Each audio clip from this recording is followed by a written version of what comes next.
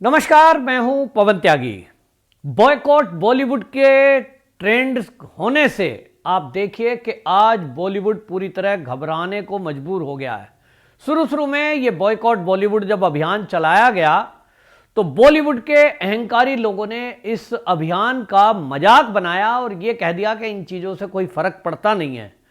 कई जो बॉलीवुड के कलाकार हैं उनमें इतना अहंकार था कि उन्होंने कहा कि यदि हमारी मूवी का सब्जेक्ट अच्छा होगा, मूवी में हमने काम अच्छा किया होगा, तो कोई कारण नहीं है कि मूवी नहीं चलेगी।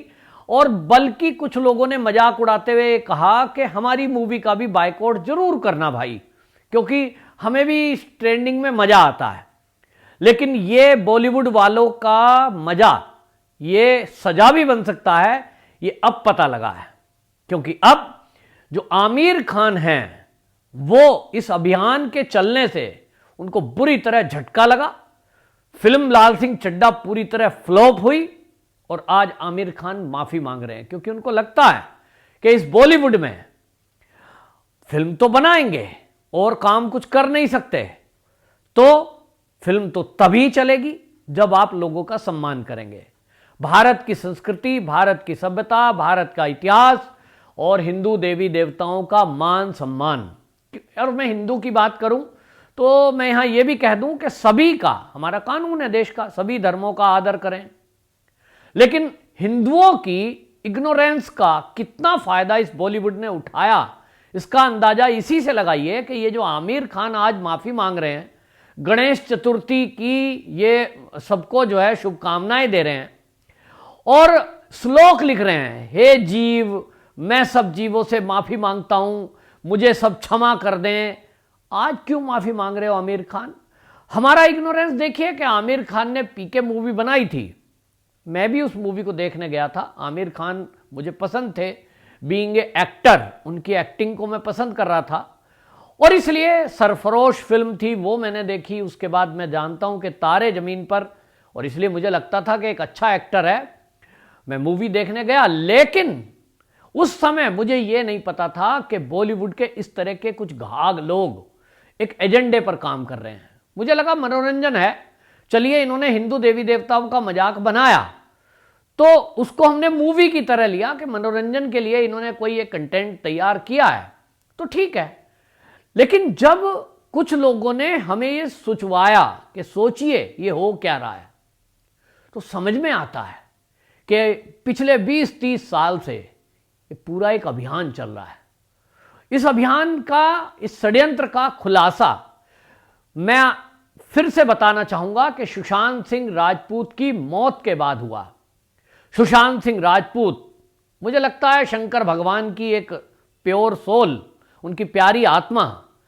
और अगर सुशांत सिंह राजपूत आज बॉलीवुड के अंदर होते तो मैं आपको गारंटी से दे रहा हूं कि वो जो ये अपने आप को बादशाह, कोई इक्का, इस तरह की संज्ञा जो दिए हुए हैं ना, ये सब एक तरफ होते और सुशांत सिंह राजपूत एक तरफ होता।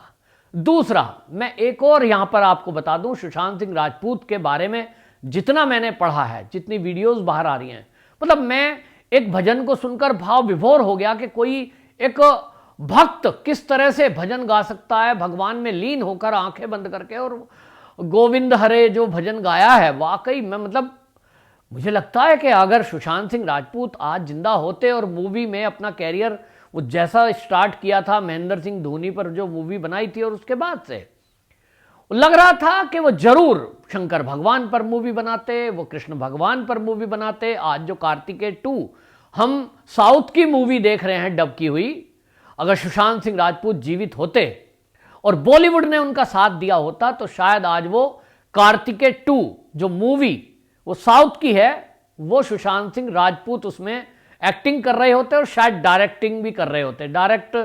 क्योंकि डायरेक्टर या प्रोड्यूसर बनने के लिए पैसा चाहिए, लेकिन सुशांत सिंह राजपूत के थोड़े से कैरियर ने उनके फॉलोवर दुनिया में बढ़ा दिए। और मैं अच्छे से जानता हूं जो सुशांत सिंह राजपूत के फॉलोवर हैं, एसएसआरियंस हैं, उनमें कई लोग ऐसे हैं जो भारत के बाहर रहते हैं, दिन रात ट्विटर स्पेस पर लोगों को जागरूक करते हैं। और मैं उनको साइबर सिपाही कहता हूं। वो साइबर सिपाही हैं, जैसे हमारा बॉर्डर पर बैठा हुआ एक सैनिक दुश्मन कि देश की कोई एक्टिविटी पर नजर रखता है और जैसे ही दुश्मन घुसपैठ करने की कोशिश करे फायर करता है, जरूरत पड़े अपनी जान भी देता है। ऐसे ही सुशांत सिंह राजपूत के फॉलोवर, उनके सुशांत सिंह राजपूत जो जिनको कहते हैं सुशांत सिंह राजपूत के फॉलोवर वॉलियर, वो एसएस आर्यन, वो जरूर सुशांत सिंह राजपूत को फाइनेंस करने के लिए भी तैयार खड़े हो जाते कि भाई संस्कृति पर मूवी बना रहे हो, पैसा हम देंगे, एक्टिंग आप करिए, डायरेक्ट आप करिए, मूवी सुपर डुपर हिट होती और इस बॉलीवुड का कायाकल्प हो गया होता जो नैरेटिव चलाने का काम पिछले 30-35 साल से कर रहा था। लेकिन दुर्भाग्य से आज सुशांत सिंह राजपूत हमारे बीच में नहीं है। और वो नहीं है ऐसा नहीं कि वो उम्र पूरी करके या किसी बीमारी से गया, यही तो दुख की बात है। यूं ही लोग शॉक्ड हैं, सदमे में हैं। बहुत सारे लोग डिप्रेशन में चले गए जो सुशांत से प्रेम करने लगे थे। उसमें बच्चे भी हैं, बड़े भी हैं, बूढ़े भी हैं, देश के भी हैं, विदेश के भी हैं।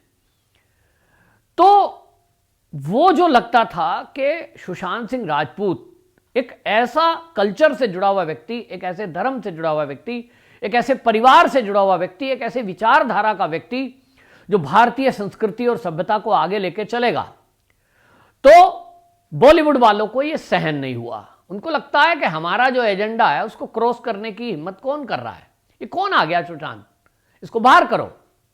तो बाहर करने की कोशिश की, अपमानित किया, भरी स्टेज पर हमने देखा उसको अपमानित किया गया।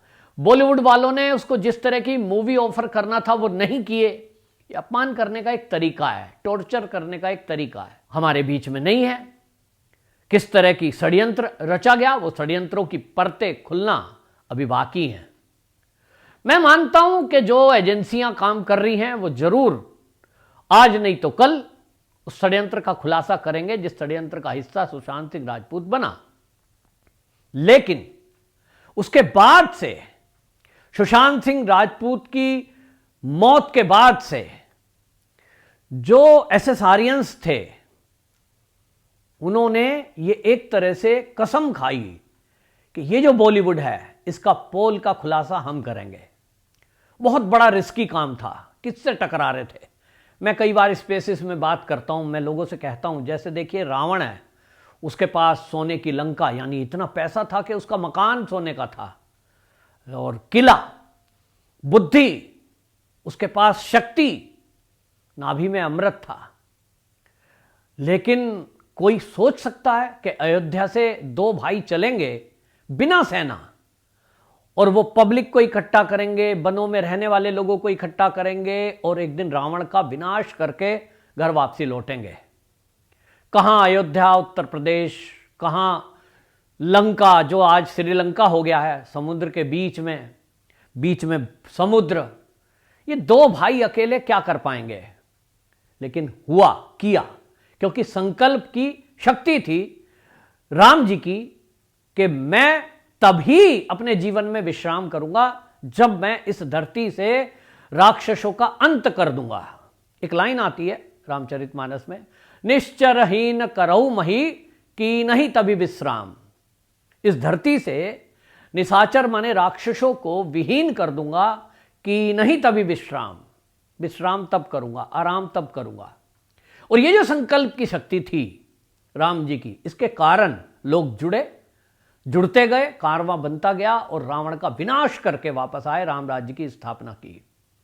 मैं एसएसआरियंस से कहना चाहता हूं, आपने जो हिम्मत दिखाई उसका नतीजा आज यह है कि आमिर खान माफी मांगने को मजबूर हो रहा है।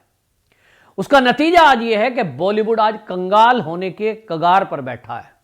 उसका नतीजा आज यह है कि नई नई मूवी लॉन्च करने के पहले अब लोग कांप रहे हैं, अब समझ रहे हैं। लेकिन ये अभी कारवां, ये अभी हौसला, ये अभी अभियान रोकने का समय बिल्कुल नहीं है। युद्ध इस समय पीक पर है। बहरहाल मैं इतना कह सकता हूं कि बॉलीवुड का बॉयकॉट, इसने वाकई में आमिर खान को तो दिन में तारे दिखा ही दिए, उनके तारे जमीन पर आ ही गए। अभी बाकी को इस स्टेज पर लाना बहुत जरूरी है और यह अभियान अगले 2 साल तक आप लगातार चलाते रहिए। मेरा पक्का विश्वास है कि आप अपनी आंखों से और अपने कानों से सुनेंगे कि सुशांत सिंह राजपूत के जो दोषी हैं वो आज जेल के अंदर चले गए हैं।